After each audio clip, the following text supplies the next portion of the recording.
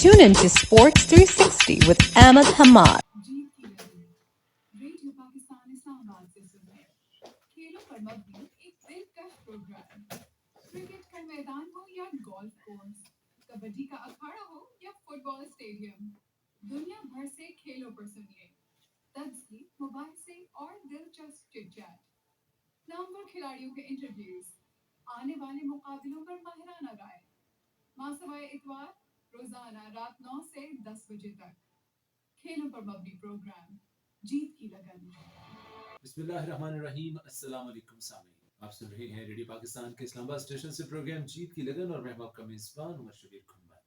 Programme जीत की लगन हमारा और आपका साथ ठीक रात 10 बजे तक। जी जनाब, जीत की लगन में जैसा कि आप जानते हैं कि खेलों के मैदान से जुड़ी हुई तमाम खबरें ना सिर्फ हम आपके साथ शेयर करते हैं बल्कि उन खबरों पे मुख्तसर सा तज्जिया भी पेश किया जाता है। तो आज के प्रोग्राम में खेलों की खबरों पे अपना तज्जिया पेश करने के लिए हमारे साथ स्टूडियो में मौजूद है स्पोर्ट्स एनालिस्ट अहमद हमाद सिद्दीकी। सिद्दीकी साहब, आपको प्रोग्राम में कहेंगे खुश आमदीद। बहुत शुक्रिया और वालेकुम अस्सलाम। जी जनाब, आज की सबसे बड़ी खबर ये है कि टेनिस स्टार जोकोविच ने ऑस्ट्रेलियाई हुकूमत के खिलाफ अदालती जंग जीत ली। सर्बियन टेनिस स्टार नोवाक जोकोविच ने ऑस्ट्रेलियाई हुकूमत के खिलाफ अदालती जंग जीत ली।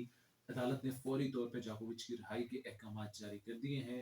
मीडिया रिपोर्ट्स के मुताबिक आलमी नंबर 1 जोकोविच का वीजा मनसूख कर दिया गया था और इमिग्रेशन हिरासत में थे वो, और फेडरल सर्कल कोर्ट के जज ने केस की समाअत के दौरान वीजा मनसूखी के अहकाम को रद्द करते हुए इन्हें रिहाई का हुक्म दे दिया। इस फैसले के बाद अब जोकोविच ऑस्ट्रेलिया में ही क्याम करते हुए ऑस्ट्रेलियन ओपन में अपने एजाज का दिफा करेंगे। 34 साल टेनिस स्टार को बगैर वैक्सीनेशन ऑस्ट्रेलिया आने पर एंट्री देने से इनकार करते हुए इमिग्रेशन हुकाम ने वीजा मनसूख कर दिया था। ये तो है जनाब कुछ ताज़ा तरीन अपडेट्स, और इस मौजू पे मुकम्मल तौर पर गुफ्तगू करने के लिए अपने सामीन को थोड़ी सी बैकग्राउंड स्टोरी सिद्दीकी साहब देते चले। देखिए, सबसे बड़ी बात है कि जस्टिस प्रिवेल हुआ और एक ऐसा टेनिस स्टार जिसको आपने कहा कि नंबर 1 टेनिस प्लेयर है। टेनिस प्लेयर की एक एसोसिएशन है, एसोसिएशन फॉर टेनिस प्लेयर।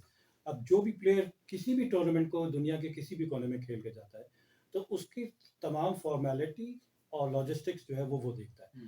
तो इसलिए एसोसिएशन फॉर टेनिस प्लेयर्स ने इनको एग्जेम्पशन दिलवाई हुई भी थी कि अगर इन्होंने वैक्सीन नहीं भी लगवाई हुई तो ये जा सकते हैं और खेल सकते हैं। मेरे ख्याल से ऑस्ट्रेलियन हुकाम और ऑस्ट्रेलियन प्राइम मिनिस्टर को इस बात का इल्म नहीं था या ओवर कॉन्फिडेंट हो गए और उन्होंने कहा कि हमारे मुल्क में ऐसा नहीं होगा। हालांकि अगर मैं क्रिकेट की भी बात करूं तो क्वींसलैंड में अगर क्रिकेट मैचेस हो रहे हैं तो प्लेयर वहां नहीं जा सकते अगर 14 डेज तक वो ऑस्ट्रेलिया में नहीं रहे, जिसकी वजह से पाकिस्तानी फास्ट बॉलर मोहम्मद हसनैन और फखर जमान ये दोनों क्वींसलैंड में जितने बिग बैश लीग के मैच हो रहे हैं वो नहीं खेल पा रहे क्योंकि वहाँ पे उनका लॉ ये कहता है कि आप एटलीस्ट 14 डेज आपका ऑस्ट्रेलिया में स्टे हो चुका हो। टेनिस की जहाँ तक बात की तो देखें, उन्होंने अभी इंटरनेशनल कोर्ट ऑफ स्पोर्ट्स में नहीं गए थे, ये ऑस्ट्रेलिया के ही कोर्ट ने, जिसका मैंने स्टार्ट में कहा कि justice prevail federal circular court, बिल्कुल, और वहाँ पे क्योंकि उसने एग्जेम्पशन दिखा दी है एसोसिएशन फॉर टेनिस प्लेयर्स ने, तो कोई वजह नहीं थी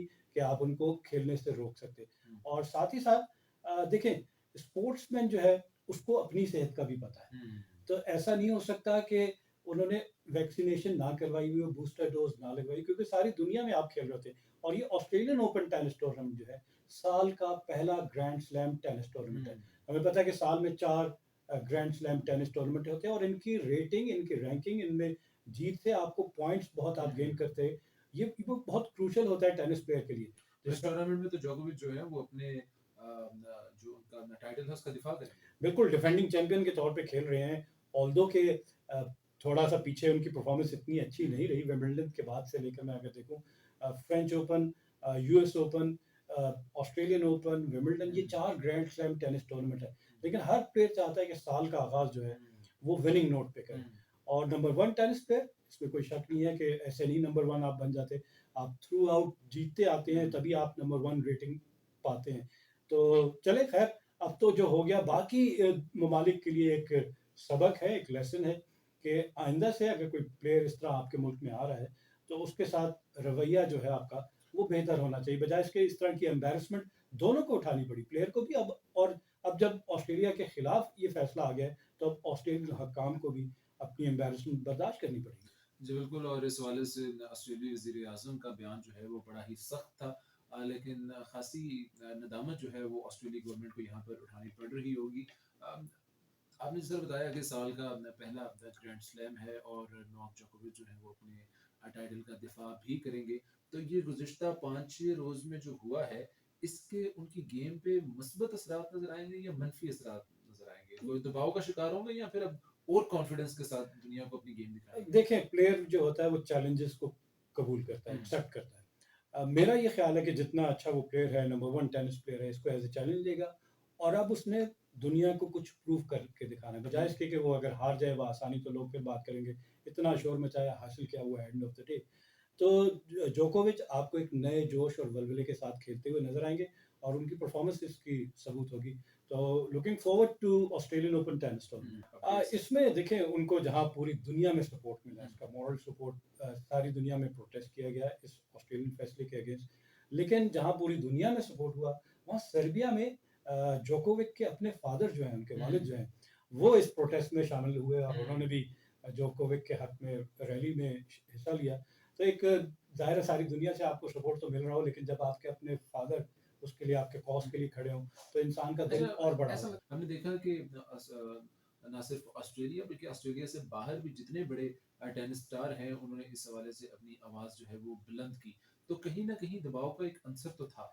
देखिए, कोर्ट अगर दबाव में फैसला करना शुरू कर दे, तो फिर आपको जस्टिस कहीं नहीं मिलेगी। कोर्ट हमेशा मेरिट पे फैसला करती है और जब मेरिट पे फैसला होता है, तो फिर हर जगह उसकी एक्सेप्टेंस होती है। जी जनाब, प्रोग्राम है जीत की लगन और बात करेंगे इंटरनेशनल अंडर 19 वर्ल्ड कप के हवाले से। क्रिकेट वर्ल्ड कप का एक और महीना सजने जा रहा है और अपने स्पोर्ट्स एनालिस्ट और स्पोर्ट्स जर्नलिस्ट सदीकी साहब से पूछेंगे कि उनके पास इस हवाले से क्या अपडेट्स हैं। जी सदीकी साहब। जी जनाब, ICC under 19 cricket world cup जुमे से वेस्ट इंडीज़ में शुरू हो रहा है, जिसमें कुल 16 टीमें हिस्सा ले रही हैं। उनको 4 ग्रुप्स में तकसीम कर दी है। पाकिस्तान की क्रिकेट टीम ग्रुप सी में है और पाकिस्तान के अलावा ग्रुप सी में अफगानिस्तान, पापुआ न्यू गिनी और जिम्बाब्वे की टीमें हैं। तो एक ज़बरदस्त टूर्नामेंट, लेकिन पहली मरतबा तारीख में, हिस्ट्री में न्यूजीलैंड की टीम इस वर्ल्ड कप में हिस्सा नहीं ले रही और उसकी वजह यह है कि न्यूजीलैंड के हुकाम ने, न्यूजीलैंड के बोर्ड ने यह फैसला किया कि जब वो वहाँ खेलने जाएंगे और वहाँ से वापस आएंगे, तो चांसेस हैं कि वो कोई ऐसा कोविड का केस अपने साथ ना ले आएं और इस खदशे के पेश नज़र उन्होंने न्यूजीलैंड क्रिकेट टीम की इस टूर्नामेंट में पार्टिसिपेशन से विड्रॉ कर लिया है। तो न्यूजीलैंड अब इसमें हिस्सा नहीं लेगी। तो न्यूजीलैंड की जो मेन टीम है उसने जो भारत का दौरा किया तो उस वक्त कोई वेरिएंट जो है वो ट्रैवल नहीं किया। ये देखें ना, आपके पास जो भी फैसला वो कर रहे हैं, हर एक का काउंटर मौजूद है कि अगर भारत जा सकती है तो वेस्ट इंडीज क्यों नहीं। तो ये चीज़ें हैं, आईसीसी को इसको देखना चाहिए कि एक ऐसा फैसला आ जाए जो तमाम ममालिक पे लागू हो।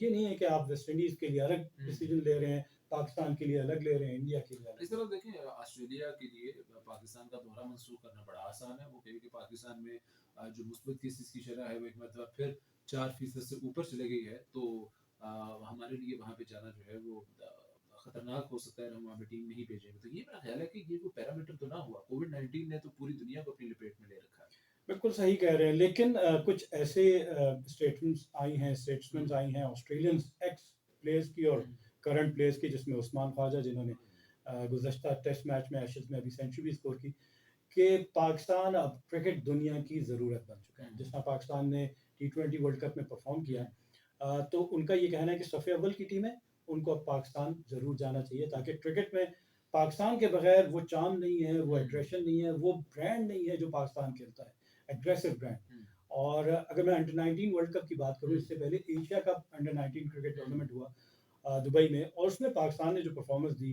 कि जिस तरह T20 वर्ल्ड कप में हमने इंडिया को शिकस्त दी थी, तो अंडर 19 वर्ल्ड कप में भी, एशिया कप, उसमें भी पाकिस्तान ने इंडिया को शिकस्त दी। और एक बॉलर उभर कर आया है हमारा अंडर 19 लेवल से, जिसका आजकल सोशल मीडिया पे बहुत चर्चा है, और नाम है ज़ीशान ज़मीर, और हाइट है उनकी 6 फीट एंड 8 इंचेस एग्जैक्टली। जो वेस्ट इंडियन बिग बर्ड थे जोल गार्नर, उनकी भी 6 फुट 8 इंच की हाइट थी, कि वही हाइट है। और कुछ क्लिपिंग्स मैंने देखी, मैंने भी सोशल मीडिया पे, और लोग मैंने इनको इस्लामाबाद में सदर्न पंजाब और केपीके के दरमियान मैच में बॉलिंग कराते हुए देखा था। लेकिन अंडर 19 एशिया कप अंडर 19 की जो कुछ क्लिपिंग्स देखी है, वो लिटरली अनप्लेवर नजर आ रहे हैं। गुड लेंथ से बॉल ऐसा उनका बाउंस कर रहा है बिकॉज ऑफ हिज हाइट, उनको बाउंस ज़्यादा मिल रहा है। तो अगर तो वो इसी प्रोग्रेस के साथ वो खेलते रहे तो बहुत जल्द मैं देख रहा हूँ कि वो पाकिस्तान नेशनल टीम के लिए पाकिस्तान को सर्व करते हुए नजर आएंगे। जी बिल्कुल जनाब, 19 वर्ष और 153 दिन इनकी उम्र है। 10 अगस्त 2002 को ये पैदा हुए और ज़िशान ज़मीर ने गुज़श्ता 4 मैचेस में जिस तरह की गेंदबाजी की है, पूरी दुनिया को शशदर करके रख दिया। आखिरी मैच इन्होंने अपना खेला श्रीलंका के खिलाफ और 32 रन देते हुए 4 विकेटें हासिल की। उससे पिछला मैच इन्होंने खेला भारत के खिलाफ, 5 विकेटें हासिल की। थोड़े से महंगे साबित हुए, 60 रन जरूर दिए, लेकिन 5 लेकिन विकेटें। मैं इसको हाँ, महंगा नहीं हाँ, कहूंगा। 60 रन पे 5 आपने विकेट बिल्कुल आधी टीम आउट कर दी। बिल्कुल। आप हाँ। अगर 60 रन दे रहे हैं और 5 आउट कर रहे हैं तो कैप्टन आपसे और क्या मांगता है। जी बिल्कुल। और उससे गुज़श्ता मैच में 2 और उससे पहले जो उन्होंने लीग मैच खेला उसमें वो 1 विकेट हासिल करने में कामयाब रहे। सो गुज़श्ता उनके 4 मैचेस की अगर परफॉर्मेंस देखी जाए तो 12 विकेटें हैं। अब दराज कामत, तेज गेंद करवाते हैं, गेंद अंदर भी निकालते हैं, हल्का सा गेंद को एंगल आउट भी करते हैं। तो एक प्रॉपर पैकेज नजर आ रहा है पाकिस्तान का। 12 विकेटें 11 की एवरेज है। आप हम्म। ये देखें ना कि एवरेज भी साथ साथ देखें तो इकोनॉमिकल भी है। अगर एक मैच में उन्होंने 60 रन दिए वहां 5 विकेट के, लेकिन उसके अलावा अगर आप उनके बॉलिंग एनालिसिस देखेंगे हाँ। तो जबरदस्त है। और इसी तरह पाकिस्तान हमेशा हिस्ट्री रही है कि ऐसे फास्ट बॉलर प्रोड्यूस करता है कि जिसका मुकाबला नहीं होता।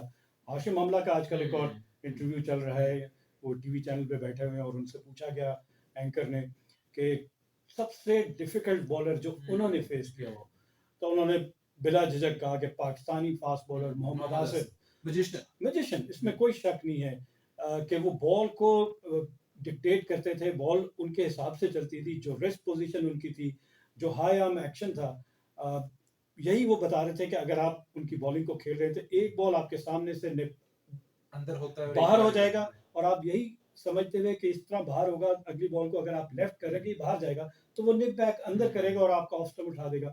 तो कहेंगे ऐसे बॉलर को खेलना कि हर बॉल डिफरेंट है, आप गैस नहीं कर सकते कि इसको खेलूं या छोड़ दूं।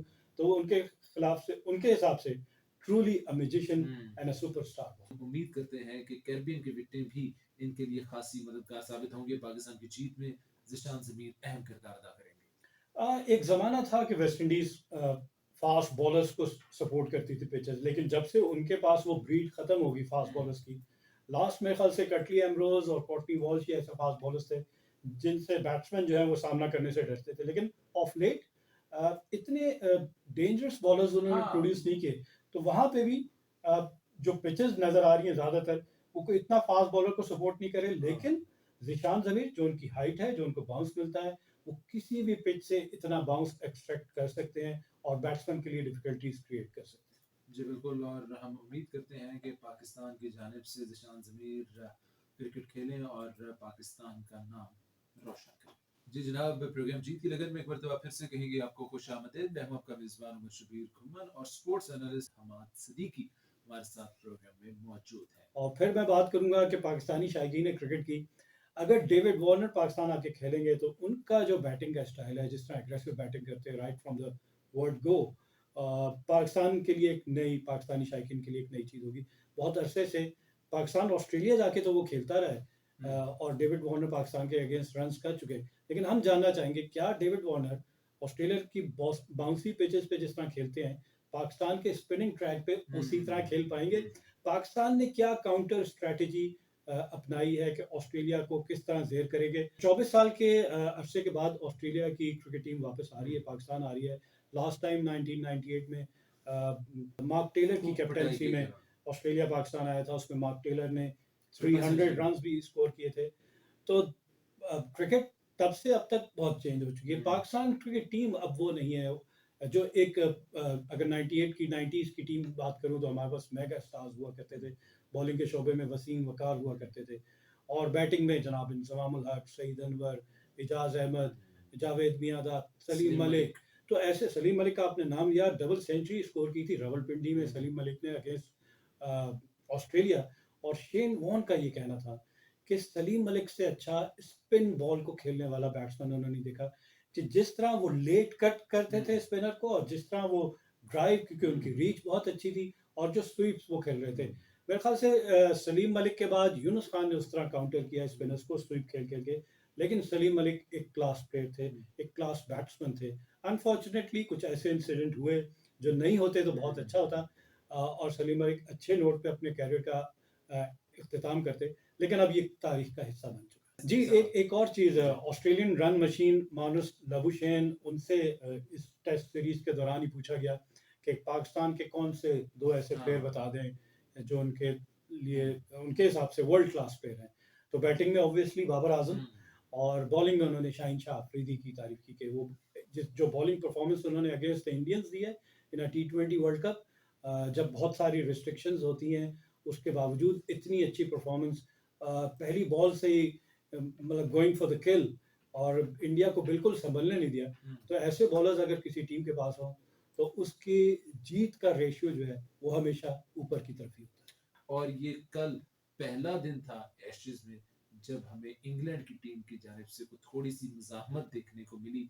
उससे पहले बिल्कुल ऐसा लग रहा था कि ऑस्ट्रेलिया और इंग्लैंड की टीम का आपस में कोई मुकाबला नहीं।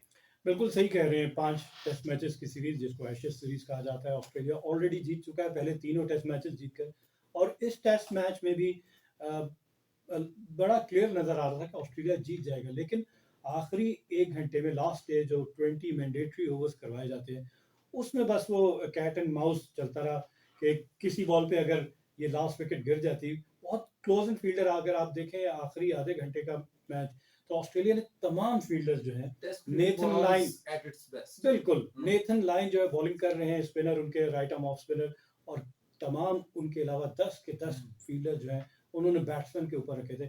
बैट्समैन को आपको दाद देनी पड़ेगी, लीच और स्टुअर्ट ब्रॉड को, कि जिस तरह उन्होंने सरवाइव किया जब आपके सामने आगे पीछे सराउंडिंग 10 फील्डर खड़े हों और चांस हो के एक भी बॉल जो है वो बाउंस कर जाए आपके ग्लव से या आपके बैट एंड पैड होके, तो बहुत चांसेस होते हैं कि आप आसानी से आउट हो जाएंगे।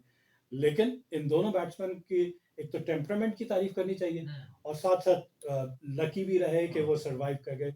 विकेट से कोई इतनी ज़्यादा असिस्टेंस मिल नहीं रही थी स्पिनर को, तो मेरे ख्याल से ऑस्ट्रेलिया ने जहाँ ट्रिक को मिस किया वो ये थी कि उन्होंने शॉर्ट पिच बॉल्स नहीं की। अगर वो स्टुअर्ट ब्रॉड कोई शॉर्ट पिच बॉल ज़्यादा करते, और जिस तरह 10 फील्डर उन्होंने इस वक्त स्पिनर के मौके पे आगे लिए हुए थे, अगर स्टुअर्ट ब्रॉड को टारगेट करते, क्योंकि उनके पास मिचेल स्टार्क और कैप्टन कमिंस और बोलैंड सारे फास्ट बॉलर अच्छे थे, हाइट के, उनको बाउंस अच्छी मिल रही थी, बॉडी लाइन बॉल करते तो वो आउट कर सकते थे। अच्छा संदीप, अब आपको नहीं लगता कि कहीं ना कहीं ऑस्ट्रेलिया ने उस्मान ख्वाजा की सेंचुरी बनाने में थोड़ी देर देर भी कर दी? इनिंग्स पहले भी डिक्लेयर की जा सकती थी। इनिंग देखिए, कैलकुलेशन ये थी लास्ट डे 358 रन बहुत होते हैं, और फिर जब आप 3 टेस्ट मैच हार चुके हो और बुरी तरह पिटे हो, बिल्कुल आप सही कह रहे हैं, ऑस्ट्रेलिया थोड़ा सा डिले कर दिया, आपको गैम्बल लेना पड़ता है, 358 कोई भी लास्ट डे नहीं कर सकता, 300 रन बहुत थे, आप 300 रन का टारगेट देते और 90 ओवर्स में, तो मोर देन 3 रन पर ओवर, और बेशक इंग्लैंड की तमाम 10 विकेटें बाकी थी, लेकिन सेशन टू सेशन प्लान करते, अगर तो इंग्लैंड तेज खेल रहा होता, टारगेट चेस करने जाता, तो आप फिर बैक एंड पे आ जाते, डिफेंसिव फील्डिंग कर लेते, बाउंड्रीज को रोकना शुरू कर देते, चौक करते, लेकिन कहीं ऐसी प्लानिंग नजर नहीं आई। कमिंस चूंकि नए कैप्टन हैं तो थोड़ा सा शायद इनएक्सपीरियंस होने की वजह से मैच ना जीता है। बिल्कुल एशेज की राइवलरी बिल्कुल वैसी है जैसे इंडिया पाकिस्तान के मैचेस होते हैं, तो राइवलरी हमें नजर नहीं आ रही थी, एग्रेशन नजर नहीं आ रही थी, बड़े हम्बल और पोलाइट तरीके से तमाम प्लेयर्स खेल रहे थे। इंग्लैंड के प्लेयर आते थे, आउट होके वापस चले जाते थे। लेकिन एक जो रिकॉर्ड सारी दुनिया देख रही थी वो ये थी कि इंग्लैंड के कैप्टन जो रूट, मोहम्मद यूसुफ का एक कैलेंडर ईयर का रिकॉर्ड सबसे ज्यादा रन बनाने का, वो ना तोड़ दें, तो वो उससे हम बच गए, और मोहम्मद यूसुफ का रिकॉर्ड जो है 1788 रन का वो बरकरार। T20 में फास्ट स्पेस से गेम खेला जाता है, टेस्ट क्रिकेट की रिक्वायरमेंट और है, 5 दिन का खेल है, टेम्परामेंट शो होता है, बहुत सारी चीज़ें हैं, लेकिन क्रिकेट जितना तेज खेली जा रही है, आईसीसी ने कुछ रूल्स एंड रेगुलेशन जो है वो चेंज कर दिए हैं T20 क्रिकेट के, और वो सबसे बड़ा जो चेंज है रूल्स का वो ये है कि अगर आपने अपने जो स्टिपुलेटेड मुकर्रा 20 ओवर्स हैं वो जो 90 मिनट्स में आपने पूरे नहीं किए, तो आखिरी 90 मिनट्स के बाद जितनी भी ओवर आपके रह जाएंगे उसमें आपके सर्कल से बाहर 5 की जगह सिर्फ 4 फील्डर्स आपको अलाउ होंगे। अगर 85 मिनट्स के अंदर अंदर आपने 19 ओवर्स 19वें ओवर की नहीं मुकम्मल नहीं, पहली गेंद 19वें ना खेली। ओवर की पहली बॉल अगर आपने नहीं की तो आपकी जो रिमेनिंग इनिंग है उसमें आप 5 की जगह 4 फील्डर आपको अलाउ होंगे जो सर्कल से बाहर होंगे। और दूसरा जो लॉ चेंज किया गया है वो ये है कि centre of the inning, middle of the inning her batting side की अगर 20 ओवर का मैच है तो 10 ओवर के बाद 2.5 मिनट का आपको ब्रेक दिया जाएगा, जिसमें ऑब्वियसली ड्रिंक्स तो है ही है, लेकिन दूसरा मकसद ये है कि कोच अंदर जा सकता है और जाके बैट्समैन को या फील्डिंग साइड को जो भी टिप्स देना चाहे। तो ये 2 चेंजेस हैं जो T20 क्रिकेट में बायलैटरल सीरीज में दी गई हैं। अभी इसको टूर्नामेंट में नहीं लाए, 2 ममालिक की जो बायलैटरल सीरीज होंगी उसमें इसको आजमाया जाएगा। जी जनाब, प्रोग्राम जीत की लगन में हमारा और आपका साथ रहता है ठीक रात 10 बजे तक, और घड़ी की सुइयां इस बात का इंदिया दे रही हैं कि आपसे रुखसत होने का वक्त आ पहुंचा है। प्रोग्राम जीत की लगन आपके लिए तरतीब देते हैं प्रोड्यूसर बिलाल खान। प्रोग्राम जीत की लगन से अपने मेजबान उमर शबीर घुमन और स्पोर्ट्स एनालिस्ट धमाती को दीजिए इजाजत। अल्लाह निगहबान। Keep on watching Sports 360 with Ahmed Hamad for latest news, views, and interviews of sports personalities from around the world.